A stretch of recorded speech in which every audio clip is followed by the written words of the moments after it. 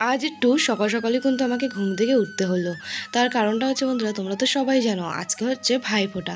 আমার কিন্তু একটা ভাই আর একটা দাদা আছে।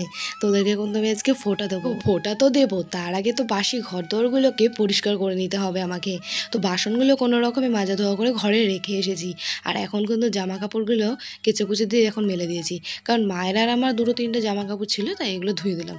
তো চলো, সব কাজ তো কমপ্লিট হয়ে গেছে। কমপ্লিট করে তাড়াতাড়ি করে কিন্তু এখন আমি ব্রাশটা করে নিলাম। তো চলো এবার চানটা করে নিই, কারণ এখনও কিন্তু গোপাল সোনাকে সেবা দিতে হবে। তারপরে কিন্তু আমি আমার ভাইদেরকে ফোঁটা দেবো।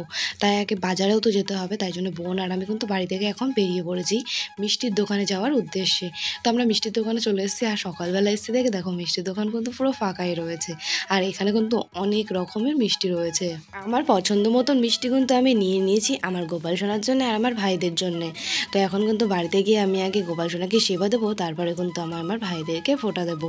তো চলো মিষ্টিগুলো নিয়ে তাড়াতাড়ি করে বাড়িতে যাওয়া যাক, অনেকটা লেট হয়ে গেছে। টাটা।